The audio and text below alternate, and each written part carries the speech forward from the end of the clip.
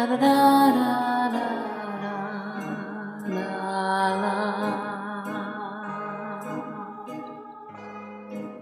da da da da da da.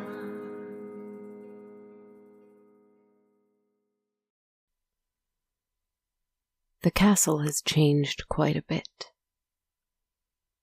It used to be a strong thing, a stone thing, defending me and anyone within it.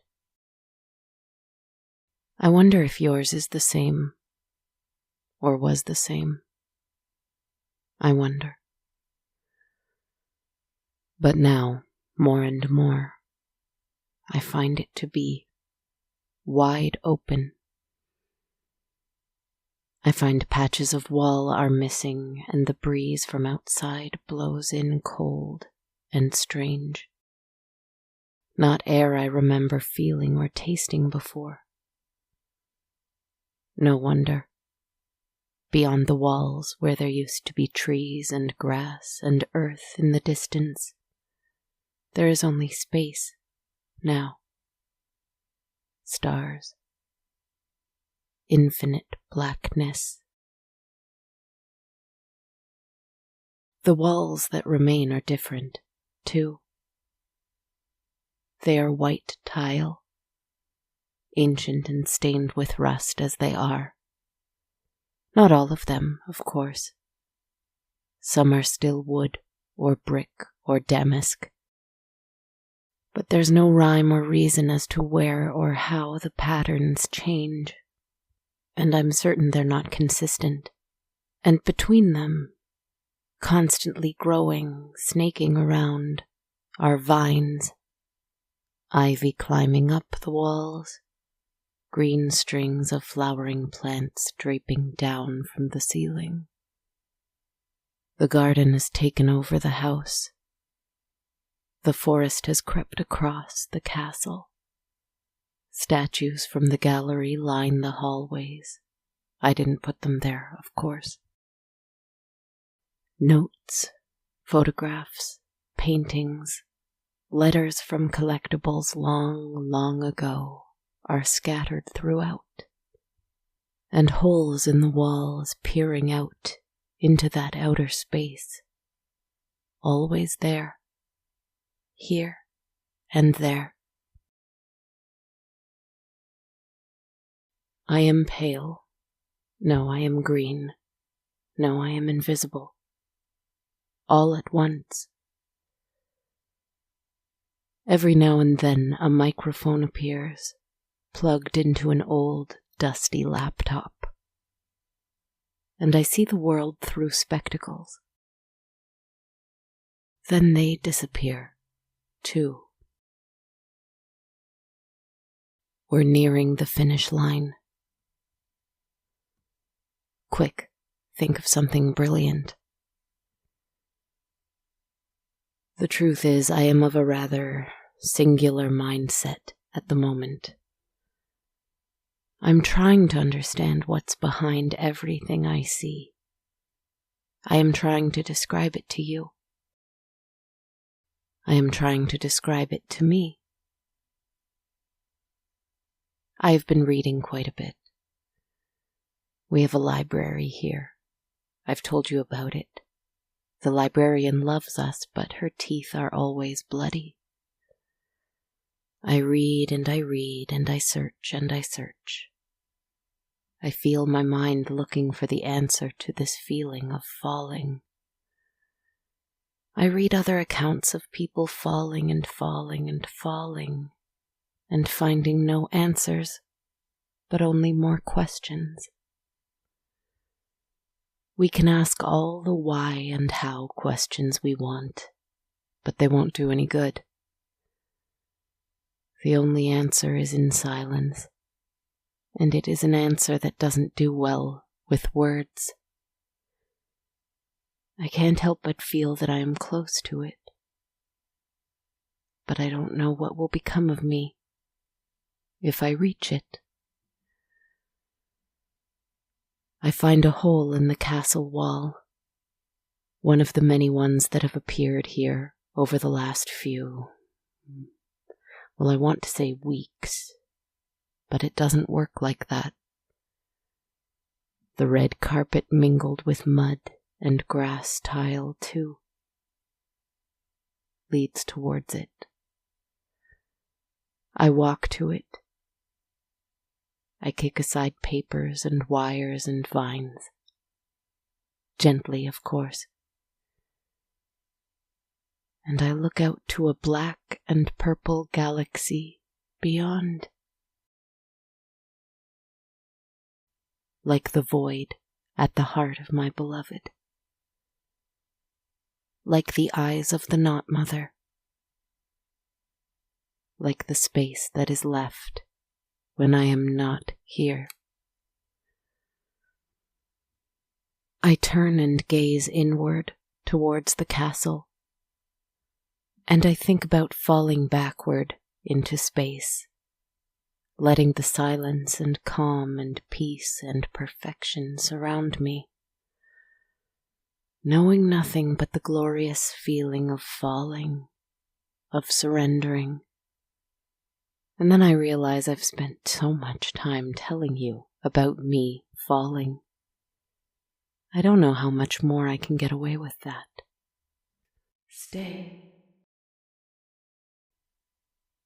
Who was that? Is there someone here with me? Stay. Just a little voice. A quiet one. I think it came from the dining hall. Let's go see. Run, run, run, you can't escape the castle as we pass tiles, vines, damask, windows into outer space alike.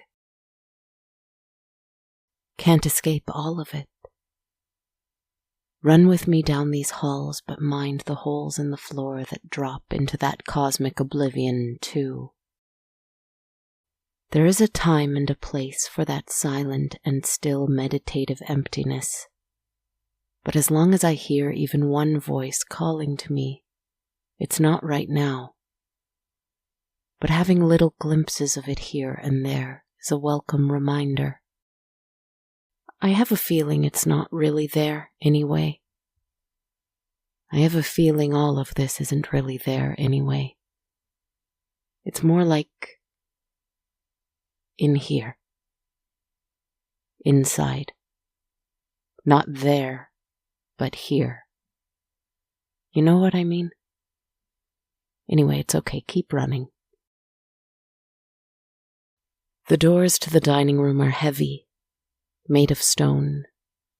I always need help opening them. Please help me again. I hear voices within, but my body fluctuates in and out of this realm.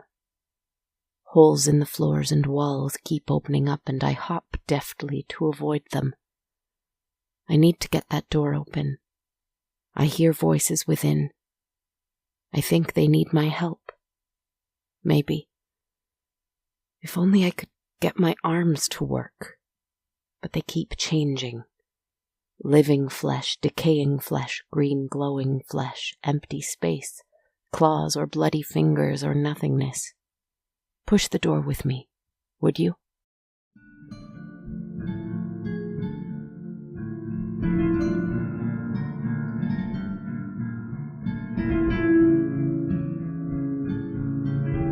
Oh. I wasn't expecting this. But then again, I wasn't expecting anything. It's a party. I shouldn't be surprised. That's always what's going on in the dining room here. There is a big, bright, warm fire blazing in the fireplace. Its stone lions standing guard dutifully, gargoyles keeping watch above. My 3 strange friends who seem to always hang out here. I'm not entirely sure why. They are here, of course, all seated on the same side of their long table, as usual. But they are different from when I last saw them. When I last saw them, they were all quite defeated. They each have 6 wings, and last time we met, those wings were scabbed, scarred, bloodied, bruised, plucked, stained, bleached. Complete messes, really. But now, they are rather glorious. The one in the center in his red robes, his strong jaw, his 6 huge red wings spread triumphantly. His hands are relaxed, no longer seeking their missing flaming swords I long ago banned from this peaceful place. His face is red, but no longer with repressed anger.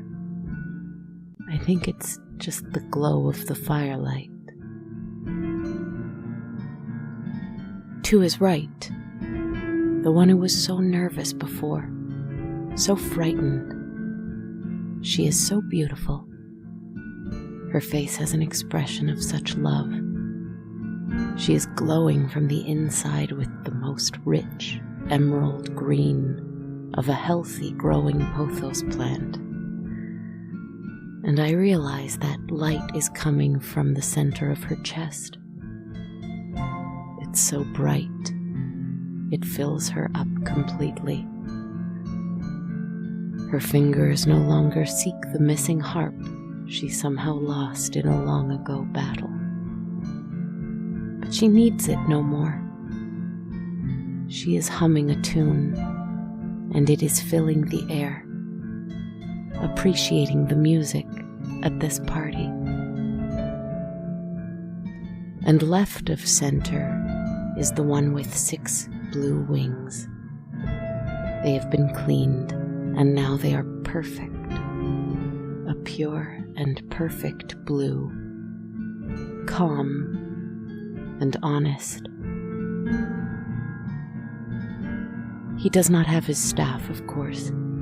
He broke it in 2 on accident at some point. But he doesn't need it. In his presence, I feel healed. I feel clear. I feel open. I feel honest, too. We don't even need to speak to communicate anymore, he and I. Call them what you want. Michael, Gabriel, Raphael, or Mars, Venus, Mercury, or Aries, Aphrodite, Hermes, or gut, heart, head, or courage, love, wisdom, sometimes. At other times, anger, desperation, anxiety. But here, and to me, they are simply the 3 who keep finding their way back to me. I am trying to stop labeling or judging them. I don't find that helpful.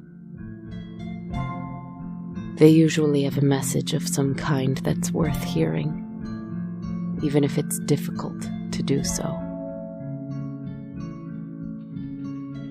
Unchanging is the brilliance of their golden eyes. New is the look of joy at seeing me, and their beautiful smiles. What I wouldn't have given years ago to see them smile at me. Did you call me? I ask them. They shake their head. No. They are blessedly silent for a change. The one in the center raises his strong arm and reaches towards the dance floor, gesturing towards the revelers there. And I am surprised to see them. At first I think they are all my beloved characters. My collectibles from over the last 6 years of storytelling. Witches, vampires, ghosts, monsters, gods, shapeshifters. All manner of beautiful and glorious thing my imagination brought into existence out of loneliness, which is at the heart, I think, of my creation. Wanting to play with gorgeous creatures exploring their humanity. Perhaps at the end of the day it was me exploring mine, but I think that's what all creation is. Artistic, or natural, or cosmological, or spiritual, maybe. I think I see some of my favorites. The smiling snow god with his huge body and mocking smile. Chaos with her dress made of chains and her lovely dark hair. The infernal bellhop in his dashing uniform. There are many of them here. So many. And I wonder if perhaps all my dreams have come true, and I am able to stay here in this ballroom and dance with them until the end of time. Wouldn't that be just so lovely to get lost in my own fantasy? Wouldn't you love to join me here with them? Pick any character you like and dance with them. Musicians from stories past, too. The violinist with her goat legs, the music teacher playing piano, the gleefully vengeful harpist.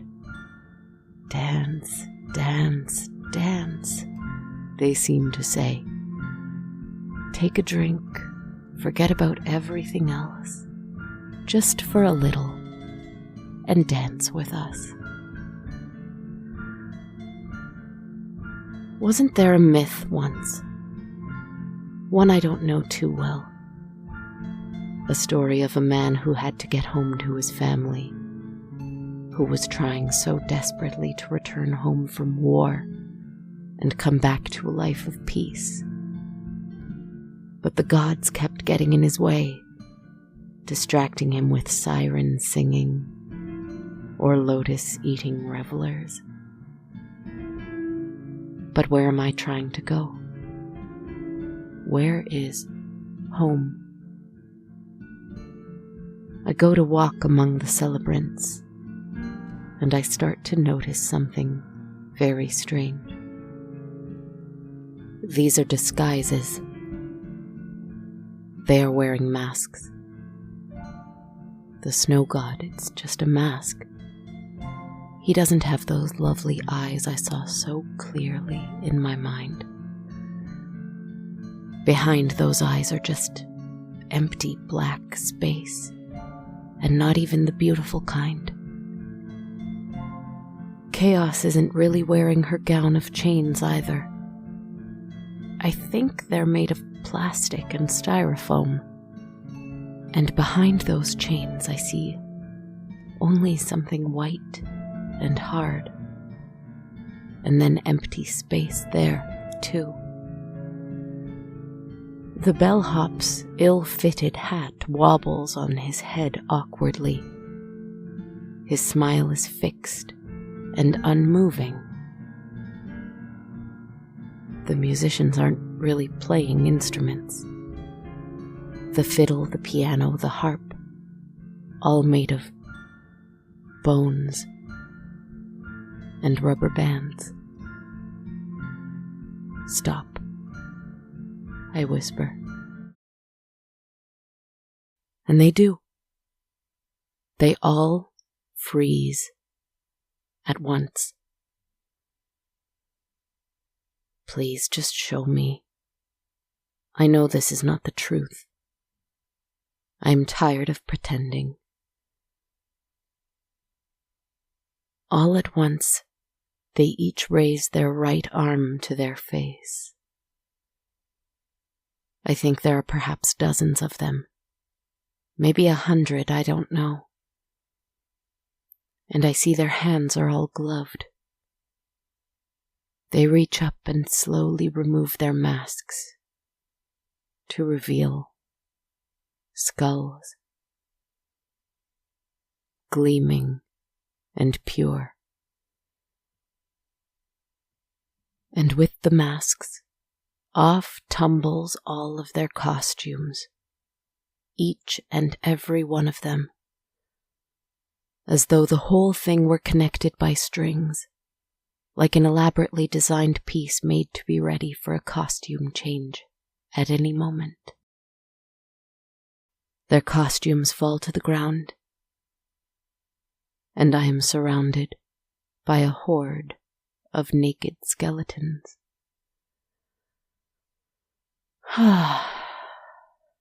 Yes, this is far more beautiful.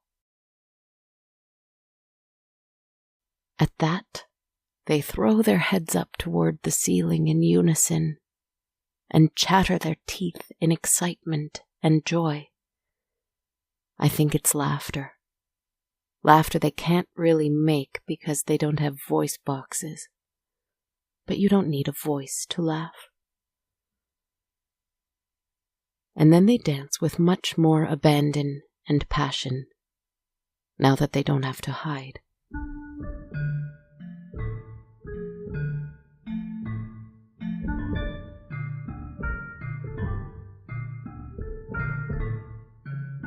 The music is much more strange now, too, but it makes more sense.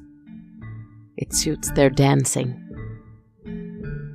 One of them tries to dance with me, but my heart feels heavy. My mind feels confused. Why did you call me here? I ask them. They freeze for a moment and shrug. It wasn't you? I prod. Stay.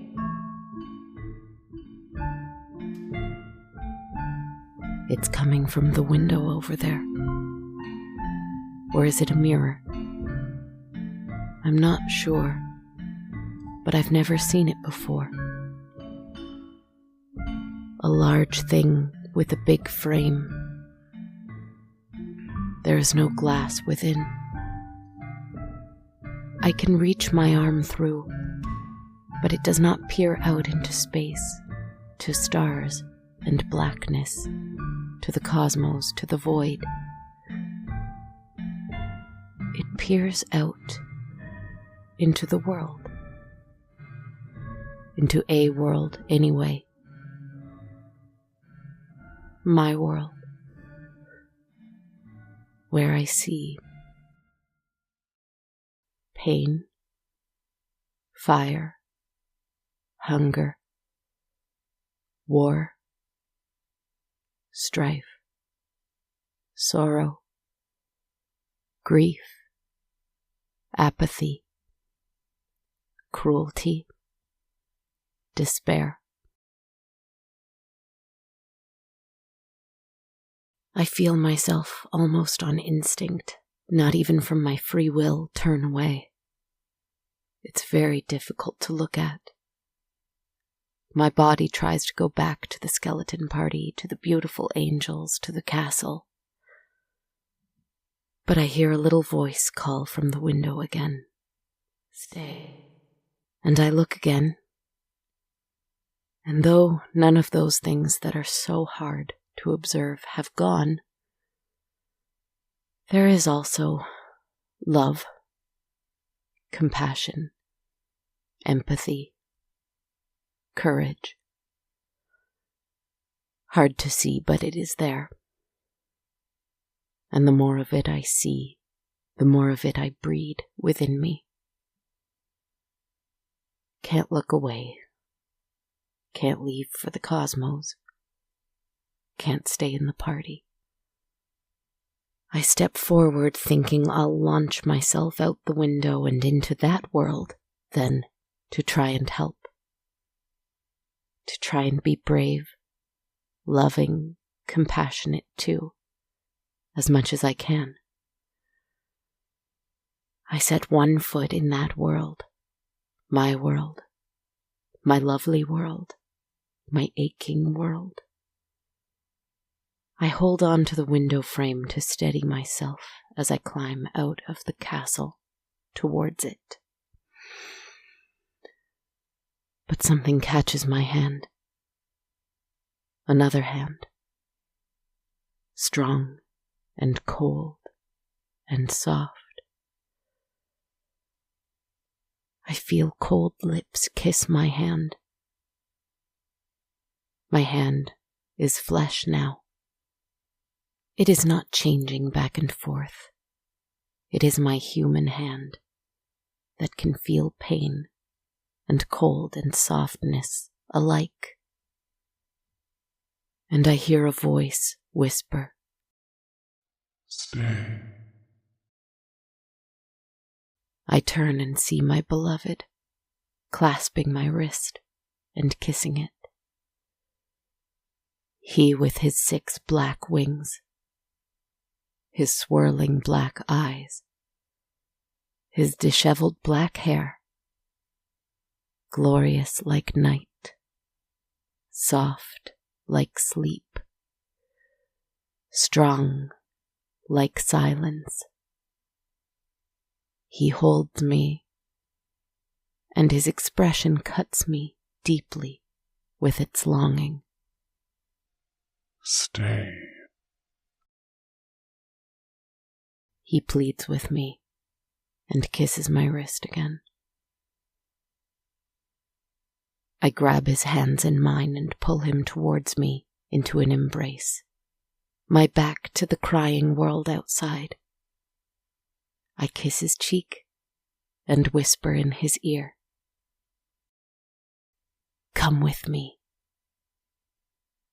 And wrapping him in my arms, we fall down.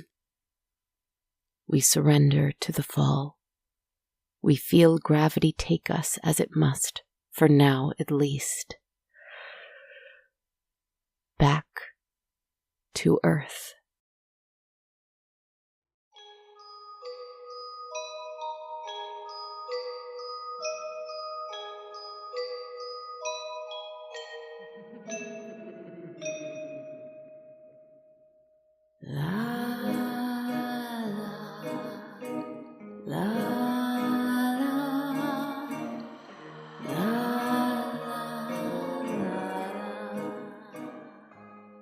Hello, my friends, and thank you so much for listening to episode 264 of On a Dark, Cold Night.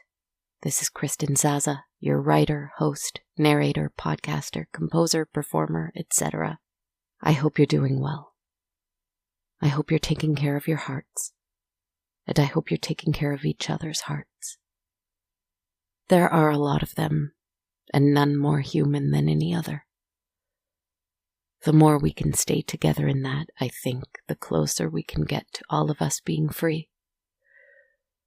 That's the goal, isn't it? Doesn't it have to be? Sending my warm thanks to everyone who supports the show on a monthly basis by contributing on Patreon. Thank you so much for this, my friends. I'm so grateful. Every supporter on my Patreon page of $1 or more a month US gets access to my complete downloadable soundtrack of over 250 or so tracks. Every supporter of $5 or more a month US gets that, a bonus weekly quick moment meditation, and a monthly tarot reading video uploaded every full moon. To learn more, visit patreon.com/darkcoldnight. You can support one time only by donating at ko-fi.com/darkcoldnight or by buying a t-shirt or hoodie at bonfire.com/on-a-dark-cold-night. Also, you can check out my new album, Favorite Little Songs from On a Dark, Cold Night, Volume 2. It's available on Spotify and likely soon on other music streamers. It's another handful of some of my favorite tracks from the show that I'm very proud of. So feel free to check that out by searching for Kristen Zaza. I'd love if you left me a rating or a review on iTunes, Facebook, Spotify, or wherever else you like to rate and review podcasts. And you can follow me on social media. I'm on Instagram at Dark Cold Night Podcast, Facebook and YouTube on pages On a Dark Cold Night, Blue Sky and TikTok at Kristen Zaza, or on Twitter at A Dark Cold Night. Thank you so much for joining me at this gathering tonight. Stay well. Stay caring. Stay human. Stay. Sweet dreams.